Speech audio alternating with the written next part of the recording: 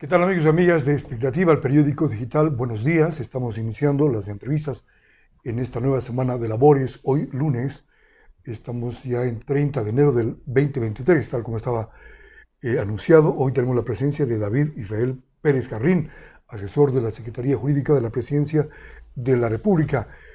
Buenos días David, y queremos conocer estos temas importantes. El domingo los ecuatorianos iremos a las urnas para elegir autoridades seccionales y también, claro está, el tema de la consulta popular y el Consejo de Participación Ciudadana y Control Social. La ciudadanía está empoderada de este tema de la consulta. Bienvenido, buenos días. Buenos días, Jaime. Muchas gracias por la invitación. Encantado. Bueno, primero el gobierno ha presentado 8 preguntas que van a ser conocidas por el Ecuador este 8 de febrero para este 5 de febrero para empezar a darle la vuelta a esta problemática en temas de inseguridad que vivimos en el Ecuador. Las 8 preguntas siguen un mismo hilo conductor, que es la lucha contra el crimen organizado, mediante 3 ejes: un eje de seguridad, un eje de institucionalidad y un eje de cuidado del medio ambiente. David, justamente esta mañana, para venir acá a la entrevista en Radio Ritmo, en la Expectativa, dos personas mayores comentaban, decían: yo voy a votar por el alcalde perfecto, y lo otro, no sé, de relleno. Parece que no está muy empoderada la población, ¿no? Muy conocida o conociendo los temas. Bueno, la labor que estamos realizando en este momento de las vocerías es informar a los ciudadanos, informar a los ecuatorianos acerca del contenido de las preguntas para que el 5 de febrero den una decisión responsable, sobre todo informada, y que esto nos traiga resultados en cuanto a dar respuesta a esta problemática en tema de inseguridad que vivimos en el Ecuador. Claro. Puedo hacer una recopilación de cada una de las preguntas. La primera tiene que ver con la extradición. Parece que esta es la pregunta más conocida o más polémica. ¿Cuál es la ventaja o cómo se beneficiaría el país extraditando a los narcotraficantes o los corruptos? La primera pregunta lo que intenta es la expulsión de los criminales, de los cabecillas del crimen organizado. Actualmente en el Ecuador nuestra constitución no permite la extradición, la expulsión de ecuatorianos. Lo que esta pregunta busca es quitar este candado que se maneja en nuestra constitución. Está comprobado que la extradición, que la expulsión de estos cabecillas del crimen es un mecanismo, es una herramienta eficiente como para dar lucha. En Colombia, ¿no? Algo parecido, como en Colombia. Así es, en Colombia y en México han sido herramientas cruciales para la lucha contra el narcotráfico. En el Ecuador no nos podemos privar de esta herramienta básica para la lucha contra el crimen. Muy bien, y claro, pero se requiere un acuerdo con el país, Estados Unidos, por ejemplo. ¿O cómo opera el tema? Actualmente el Ecuador ya tiene más de 30 tratados, así es, en temas bilaterales y multilaterales. El problema es que nuestra constitución prohíbe la extradición de ecuatorianos, pero los tratados ya los tenemos. Una vez que se apruebe la pregunta, automáticamente se van a actualizar estos tratados porque formamos parte de un tratado de Palermo, que nos dice que cuando existe ese tipo de apertura en las constituciones, los demás tratados de la mano se van a actualizar automáticamente. La pregunta 2, autonomía de la Fiscalía. ¿Qué se busca con esto? ¿Cómo está actualmente y cómo sería el cambio si es que ahí sí en la respuesta? Mira, según un análisis en el Ecuador necesitamos alrededor de 1.400 fiscales para que nuestra justicia funcione. Mínimo como 1.400. En el Ecuador actualmente nos faltan 600, más de 600 nos faltan. Casi la mitad de fiscales le faltan al Ecuador. ¿Y cuál es la función de los fiscales? Es investigar crímenes violentos como el robo, los asesinatos. Y quien se encarga de designarlos y evaluarlos es el Consejo de la Judicatura. Que son como una especie de administradores. Así es. Es una institución meramente administrativa que se le ha encargado esta función, que no han cumplido. Tenemos un déficit de más de 600 fiscales, más de 9 años que no se ha concretado un solo concurso para designar fiscales, tampoco se han separado a los malos fiscales que han estado en problemas o delitos de corrupción. Entonces en el Ecuador nuestro sistema de justicia, nuestro sistema de investigación que da salida a las víctimas se encuentra sobrecargado. No ha podido dar salida a estos problemas que se han visto en el Ecuador, y lo que la pregunta busca es regresar la autonomía a la Fiscalía General del Estado. Financiera, administrativa, todo, ya. Exactamente, para que ellos puedan designar y evaluar a los fiscales y de esa manera podamos saldar este déficit de 600 fiscales que nos ha traído tantos problemas en el Ecuador. La pregunta 3 habla de reducción del número de asambleístas. Hoy tenemos 136. La salida es, digamos, ¿se busca ahorrar recursos o se busca que no haya tanta traba, o qué es lo que se pretende? Bueno, tiene 3 aristas diferentes. Primero, en el Ecuador tenemos 137 asambleístas. Las próximas elecciones vamos a tener más de 150. Cada asambleísta le cuesta al Ecuador más de $15,800 cada mes. Sumando, daría una buena cantidad. De aquí en 2 elecciones más vamos a tener alrededor de 200 asambleístas. Entonces es un sistema de selección que no ha sido pensado a futuro. Lo que busca esta pregunta es cambiar el mecanismo de representación para reducir el número. Esperamos que alrededor de 100, que es un número que según estudios comparativos en el mundo de cómo funcionan los parlamentos, se ha visto que ayuda a consensos. Entonces, en una asamblea donde existen consensos va a haber más leyes. Y este tema, Imbabura, por ejemplo, tenemos 4 actualmente. Si es que triunfa o se apoya la pregunta que estamos hablando en el sí, por lo tanto, se reduciría a 2, o más o menos sería el cálculo. Así es, pero mira, lo que tenemos que preguntarnos en estos momentos es, tenemos 137 asambleístas, vamos a ir a 152 con el sistema actual. ¿Qué nos ha dado la Asamblea Nacional? Tiene más de 30 leyes represadas en temas de seguridad. Hace algunos días se reunieron a legislar más de 5 horas y resolvieron crear el Día del Queso. Tuvieron un domingo... El bizcocho en Cayambe sí, también, exactamente. ¿No? Hace algunos días, imagínate, 5 horas legislando cuando el Ecuador se encuentra en una crisis de seguridad increíble, y eso es lo que salió de la Asamblea Nacional. Mira, antes de eso, un domingo tenían que reunirse a tratar una ley clave en temas de seguridad. Ninguno asistió, no hubo quórum. Y cuando se les preguntó por qué, la final del Mundial. Entonces no ha sido una asamblea que ha dado respuesta a los ecuatorianos en los temas de seguridad. Entonces, la segunda arista es para tratar de dar respuesta a esta problemática que hemos visto en el Ecuador, porque el sistema de representación como está planteado el día de hoy no representa a los ecuatorianos. Ya. Y este asunto, ¿no sería mejor, David, de buscar la calidad antes que la cantidad? Es decir, que vayan legisladores, vayan asambleístas realmente preparados a legislar, no como ocurre que no sabemos quiénes son. Incluso. Bueno, en un punto se quiso plantear la pregunta poniendo ciertos requisitos a los asambleístas, sí, como académicos o de carreras políticas. Pero la Corte Constitucional consideró que eso... Rechazó. Consideraba que eso atentaba contra los derechos de participación. Entonces, como no podíamos ir por ahí, y tenemos que igual dar una solución a los temas institucionales que se han creado por esta asamblea desastrosa que no ha sacado leyes, se ha planteado esta idea en cuanto a la reconfiguración de la asamblea, que va de la mano con la siguiente pregunta. Que es la número 4, ¿no? La reducción de partidos, porque hay 250 movimientos, partidos. Tenemos más de 270 movimientos políticos en el Ecuador. De los cuales 80 son más o menos hechos con menos de 10 personas. Y estos son movimientos políticos que en teoría deberían formar nuestros políticos. De ahí deberían salir nuestros asambleístas. De movimientos políticos con ideología política, fuertes, ¿no? Carrera política, escuela política, para sacar representantes que respondan, ¿no? Que tengan esa calidad política que no tenemos en estos momentos en el Ecuador, porque los movimientos políticos se han convertido de escritorio, de papel, han estado de alquiler. Y de alquiler también, exactamente, ¿no? O de garaje. Así es, y esto ha dado paso al camisetazo, que es algo que se da muy comúnmente aquí en el Ecuador, que políticos se presentan en elecciones en un movimiento de izquierda, en las siguientes en un movimiento de centro y luego en un movimiento de derecha.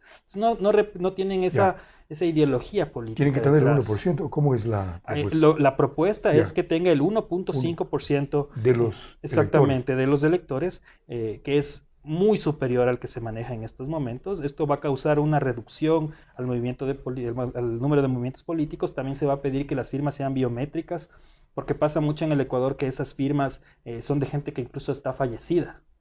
Es más, yo les invito a los ecuatorianos a que revisen en la página del Consejo Nacional Electoral a ver si pertenecen a algún movimiento político, porque aquí nos ponen un partido que aquí nos asignan un movimiento político sin que uno siquiera quiera. Entonces, esa es la realidad que vivimos en el Ecuador. Lo que busca la pregunta es aumentar los requisitos y que el Consejo Nacional Electoral haga una revisión periódica de los movimientos políticos, lo cual va a causar una reducción inmesurable en cuanto al número de movimientos políticos y a la calidad de movimientos políticos que vamos a tener, que ahora sí van a tener, esperamos, atrás una ideología política y una formación política de sus miembros. ¿Y este tema de los adherentes también se va a regular? Exactamente, en el Ecuador, a nivel de constitución, tenemos este tipo de adherentes que pueden pertenecer a más de un movimiento político y que no tienen una revisión continua por parte del Consejo Nacional Electoral, y por eso tenemos tantos movimientos de papel.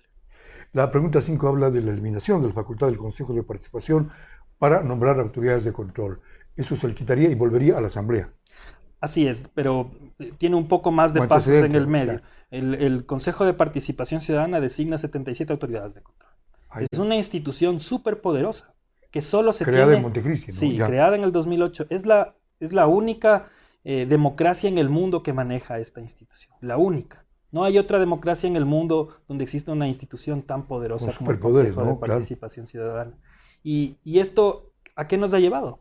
A que no se designen autoridades, y las autoridades que se han designado, hemos tenido contralores 100 sobre 100, que ahora están presos en Estados Unidos, tuvimos jueces 100 sobre 100, ahora presos, y las autoridades que actualmente se encuentran en funciones son el subrogante del subrogante, el suplente del suplente, unos se encuentran más de 9 años entonces no ha sido una institución que ha cumplido con los requisitos, las necesidades de los ecuatorianos, incluso tampoco ha cumplido con las que no son de designación. El Consejo de Participación Ciudadana también debería luchar contra la corrupción, y después de hacer un análisis económico de la misma, veíamos que el 94% del dinero del Consejo de Participación Ciudadana lo dedican al pago de sueldos. Y el 0%, ya. Sí, el 0% lucha contra la corrupción. Casi nada. Entonces, es nada. Imagínate, y esa es una de las funciones primordiales del Consejo de Participación Ciudadana. Y además, volver a la Asamblea no tenía ya antes, o el Congreso, que era en ese tiempo. Bueno, se va a crear una comisión técnica. Se va a analizar. Esta comisión técnica va a estar conformada por ciudadanos, académicos y representantes de las funciones del Estado, los cuales van a llevar un proceso de meritocracia, donde todos los ecuatorianos nos vamos a poder postular, vamos a ser evaluados, la ciudadanía en general va a poder impugnar esas postulaciones, y luego de esta comisión va a salir una lista depurada de los mejores ecuatorianos, y de esa lista la Asamblea solamente tendrá que posesionar. Siempre y cuando la Asamblea se reúna. Justamente, esto va de la mano con las demás preguntas. Entonces, obviamente, si tenemos movimientos políticos que nos generan mejores representantes, una asamblea reducida donde haya menos polarización, vamos a poder ver que van a empezar a nacer designaciones de autoridades que en verdad representen los intereses de los ecuatorianos. Ahora, la siguiente pregunta habla de la forma, el mecanismo de elegir a los miembros del Consejo. Actualmente es vía elección popular. Así es. Y se busca que regrese al mismo sistema que se va a manejar con la designación de autoridades de control de la anterior pregunta. Parecido. Exactamente igual. Exactamente igual. Lo va a hacer igual la Asamblea Nacional a través de una comisión técnica que va a hacer este análisis previo de meritocracia que está detrás. Muy bien. La pregunta 7 habla de reformar el Sistema Nacional de Áreas Protegidas. ¿Qué es esto? Así es. En el Ecuador tenemos el Sistema Nacional de Áreas Protegidas, que protege a ciertos subsistemas, a ciertas áreas. En el Ecuador, nuestra Constitución no cuenta con la protección a las áreas hídricas. ¿Qué son las áreas hídricas? Son básicamente el derecho al agua que tenemos todos los ecuatorianos, a un agua que no esté contaminada. Ligado al tema de la minería también. Tiene una bidimensionalidad, porque si podemos crear un subsistema de protección de aguas hídricas y proteger así nuestros ríos, lagunas, sistemas de riego, va a ser más fácil poder luchar contra la minería ilegal, la tala ilegal y todo lo que tiene ese paso y abuso en este tipo de subsistemas de protección. ¿Y las compensaciones por servicios ambientales, de qué se trata? Bueno, la octava pregunta trata de los servicios ambientales, que es una propuesta internacional. Es una idea que no nos hemos inventado aquí en el Ecuador y que ha tenido éxito en donde ha sido implantado en Europa, en Canadá, Estados Unidos, Centroamérica e incluso en nuestra propia región, como en casos de Colombia, Argentina. Los servicios ambientales son básicamente beneficios que se les entregaría a nuestros pueblos, nacionalidades, organizaciones sociales, civiles, que se dediquen a la protección del medio ambiente. Esto genera mayor inversión a nivel internacional y mayor desarrollo a nivel turístico, y sobre todo este beneficio económico a nuestros pueblos, nacionalidades, organizaciones civiles que se dedican los 24/7 a la protección del medio ambiente. Muy bien, dos institucionales con David Pérez Jarrín, de sectores del correísmo, de UNES, señalan que en los anexos está la trampa. Los anexos vienen con letra chiquita, pero no hay trampa. Bueno, yo primero les digo, no existe trampa ni letra chiquita en esta consulta ciudadana. Yo les invito a los ecuatorianos a que hagamos una lectura completa. Los anexos no son estos 200 páginas, no, son máximo una página que contiene cada pregunta. ¿Y qué son los anexos en sí? Claro. ¿Ya? Son estas disposiciones administrativas para poder implementar el contenido de la pregunta. Esto fue aprobado por la Corte Constitucional, por lo que es imposible que los anexos vayan más allá o estén en contra del contenido de las preguntas que se han planteado. Y también señalan que la consulta busca prorrogar a las autoridades de control para que encubran al gobierno, ha dicho los sectores de oposición. Bueno, esta es una realidad que no responde, esta es una visión que no responde a la realidad. ¿Por qué actualmente el Consejo de Participación Ciudadana, el que tienen actualmente, no designa autoridades? Hace un par de días destituyeron a los 7 consejeros. Es un consejo que yo ya te decía que las autoridades que han designado, que no han sido casi ninguna, han designado un par de superintendentes y nada más. Nada más, nuestras autoridades son prorrogadas de X cantidad de tiempos con el sistema que ya tenemos. Con el sistema que se está planteando con esta pregunta, lo que se busca es solidificar el proceso de designación. Entonces, obviamente, ellos haciendo un mal entendimiento de la implementación administrativa de esta pregunta, concluyen que se les va a prorrogar, pero no es eso. Lo que se está haciendo es implementar un sistema sólido para que la designación de autoridades sea para adelante. ¿Me entiendes? Y funcione en el sistema de Ecuador más allá de este gobierno, sino que vaya, que sea futuro y que solidifique la institucionalidad que en el Ecuador se ve tan afectada. David, ¿cómo lograr que no sea un referéndum, una crítica al gobierno, sino que sea en verdad una consulta?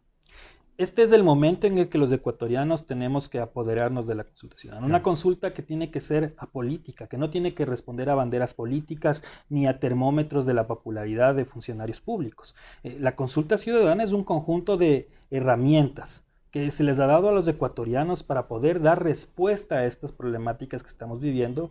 No es una solución mágica, no es una solución absoluta. La consulta ciudadana es un conjunto de herramientas, es un primer paso de todos los frentes en los que se está luchando contra el problema. Este es el frente de nivel de cambios constitucionales. También hay un frente de nivel legal, se han presentado proyectos de reforma a la Asamblea Nacional. Hay un proyecto de propuestas de políticas públicas. Se está incrementando el dinero de inversión a los policías, el número de policías. Entonces, todos estos frentes que se están utilizando para dar lucha contra los temas de inseguridad, la consulta ciudadana entra en el frente de la lucha a nivel constitucional. Y este 5 de febrero es el momento para que los ecuatorianos nos saltemos al Ejecutivo, nos saltemos al Legislativo, nos saltemos a todas las instituciones del Estado, y ahora sí tomemos las riendas del Ecuador y las llevemos a este sendero de paz. Muy bien, mensaje entonces final a los ciudadanos para que se acerquen a las urnas el domingo próximo. Yo quiero invitarles a los ecuatorianos para que este 5 de febrero vayamos a un voto responsable, un voto informado, que vaya más allá de las banderas políticas. Este es el momento único, este es un momento único, esta es una oportunidad de oro que manejamos los ecuatorianos para hacernos primero una pregunta. ¿Quiénes están en contra de la expulsión de criminales? ¿Quiénes están en contra de la reducción de asambleístas, de la reducción de movimientos políticos? ¿Quién no quiere que aumentemos nuestro número de fiscales para investigar crímenes? Estas son las preguntas que se tienen que hacer los ecuatorianos para este 5 de febrero ir y tratar de tomar en nuestras propias manos la problemática y las soluciones que se plantean para dar respuesta a estos fenómenos que vivimos en el Ecuador. Muy bien, gracias al doctor David Israel Pérez Jarrín, asesor jurídico de la Secretaría Jurídica de la Presidencia de la República. Gracias y todas clases de éxitos en lo que viene ya para el domingo. Muchísimas gracias por la invitación. Amigos de Expectativa, gracias por acompañarnos. Volvemos en cualquier momento con las entrevistas en Aquí y Ahora de Expectativa.